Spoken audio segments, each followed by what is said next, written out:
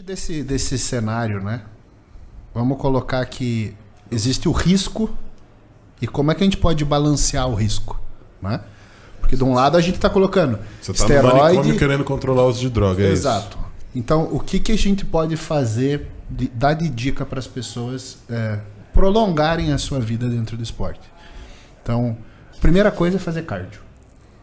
E isso é, assim, essencial de uma maneira que o pessoal... A gente faz piada. É muito engraçado. As pessoas fazem piada comigo dizendo que eu gosto de fazer cardio. Meu amigo, não existe o que você gosta ou não fazer quando você é um atleta. Existe o que precisa ser feito. Eu faço cardio todo dia porque eu preciso fazer cardio todo dia. Mas, Renato, você está em algum projeto? Você está em alguma preparação? Não, amigo. Projeto de vida? Meu projeto de vida. Eu faço cardio para viver. Exato, eu faço cardio para o meu sistema cardiovascular. Doutor, quais são os benefícios do exercício cardiovascular para uma pessoa que visa o fisiculturismo, visa um corpo volumoso a nível muscular? O coração ele vai ter uma adaptação mista, né, do treinamento de força ou eventualmente do treinamento aeróbio.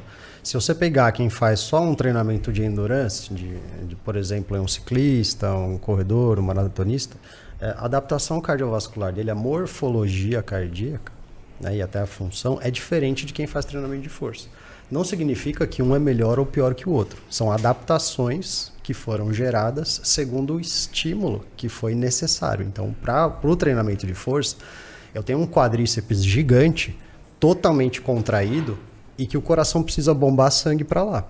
Então, ele precisa bombar com bastante força. Então, ele vai aprender a fazer isso. É como se você estivesse colocando líquido, né, ou abrir a torneira do seu jardim e apertar o bico da mangueira, né? Vai aumentar a pressão ali do sistema. Esse é um coração de um atleta musculoso. Isso, esse é o coração do fisiculturista, tá? Porque quando você tem a contração muscular a partir de um determinado nível, tipo 40%, vamos dizer assim, da força máxima ali, você tem oclusão dos vasos, né? Então o sangue fica mais difícil de passar. Então você vai aumentar a pressão, o coração vai ter que bombar com mais força, então ele vai hipertrofiar a parede. Mas é uma adaptação fisiológica. Ter uma parede hipertrofiada é um risco cardíaco? Não necessariamente. Porque o último exame que eu fiz mostrou que, eu não vou chutar aqui para não falar besteira, mas um dos lados da parede do meu coração era hipertrofiado. Esquerda. Aí ele virou... Esquerda, provavelmente. Ele virou aí o cardiologista virou e falou assim... Aí o cardiologista entrou em pânico, né? Aí ele, não, você vai ter que fazer um exame disso, você vai ter que fazer um exame daquilo, você vai ter que fazer um exame daquilo outro, fazer o exame daquilo outro. Eu falei, não, tudo bem.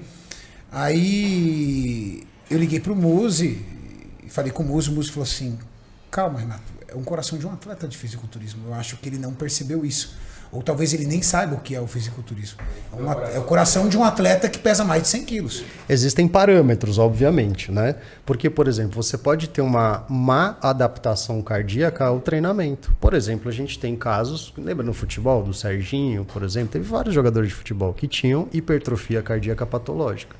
Um dos testes para você ver se aquilo ali é decorrente do exercício, de uma má adaptação, por exemplo, é você destreinar esse atleta. É você parar de treinar, aquela hipertrofia ela regride. Então existem parâmetros. Então o coração do atleta de força vai ser diferente do atleta de endurance. Então existem benefícios dos dois lados. Aqui eu tenho uma potência de bombear o sangue muito mais forte no treinamento de força. E aqui desse lado tem uma capacidade muito maior de fazer circular esse sangue. Porque o exercício aeróbio faz isso, né? Ele circula muito mais o sangue do que propriamente dito o treinamento de força. Então essa adaptação mista, ela é muito importante. Eu trouxe uma imagem ali que pode colocar, Mauricião, por favor. Já está na tela já. Então, doutor, fala pra gente do volume. E tá exatamente ali, né? Olha, se você olhar o tamanho das paredes ali, né? Onde tá o carinha agachando ali, vamos dizer, que é o treinamento de força, né? O treinamento contra a resistência, você vai ter um aumento da parede cardíaca, mas você não tem a diminuição do volume das câmaras cardíacas. Então você não tem um prejuízo. A parede é essa partezinha branca. Aí você não tem a diminuição do volume, que é a partezinha rosa, por exemplo, do volume de sangue.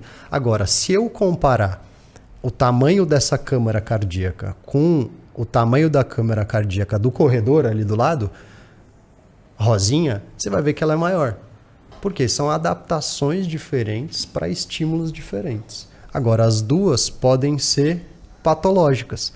Tem ciclista, por exemplo, que ele tem um batimento cardíaco tão reduzido que ele começa a fazer arritmia. Ele tem uma lentificação, ele tem uma bradicardia, que essa bradicardia pode ser ruim.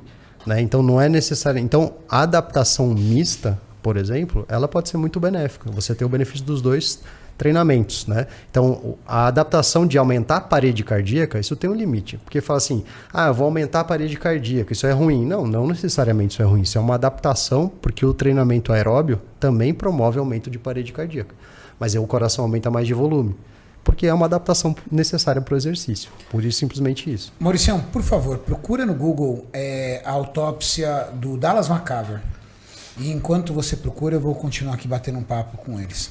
Só para encerrar a enquete aqui do Kaminsky, 4.300 24% já disseram que sim, 76% disseram que não, exame de imagem do coração. A vasta maioria das pessoas, quase 80% das pessoas, nunca fizeram um exame de imagem no coração. Qual é a grande vantagem da realização do exame de imagem, ou se os exames de sangue não são consistentes para uma avaliação correta cardíaca, Cami? Eu trouxe essa enquete pelo seguinte, muita gente já tem um problema cardíaco. Anota aí que a gente vai marcar nosso exame de imagem cardíaco, tá? Ô, Renato, depois eu dessa... com medo, cara. Não, anota aí que eu vou fazer essa desgraça desse exame essa semana. Hã? Eu fiquei com medo na hora que você falou do seu coração, Renato. Renato, você não pode morrer, Renato. Não pode. Você não pode morrer. Vai dar B.O. pra muita gente, né? Vai ter gente chorando mais, outros chorando menos, né, Julião? Mas eu trouxe essa... Vai foder a vida de meio mundo. Vai foder a vida de meio mundo, Renato. Mas continua, Cami, por favor. Eu trouxe essa enquete só pra gente pensar que muitas pessoas, elas já podem ter um problema cardíaco prévio ao uso de qualquer coisa. Da mesma forma, muitas pessoas podem ser infértil e nunca usou nada de testosterona. E aí o cara faz um ciclo, ele vai culpar pro resto da vida a testosterona de ter ficado infértil, mas ele já era. Da mesma forma, se a pessoa já tem uma má formação cardíaca, já tem alguma patologia, sem nunca ter usado nada, caso ela use, ela vai pôr o resto da vida a culpa no esteroide, sendo que ela já tinha alguma coisa que ela nunca enxergou. Né? O exame de imagem é para ver as câmaras mesmo, tamanho da câmara, funcionamento, válvula, né? E muita gente simplesmente nunca soube. Eu tive colega que faleceu e depois de morto descobriu que tinha problema em válvula. Então, assim, é importante que antes de você tomar uma decisão de, eu quero fazer uso, né? Eu acho que vai me fazer bem, você investigue se você já não tem um problema que vai representar um risco muito maior de você desenvolver uma patologia.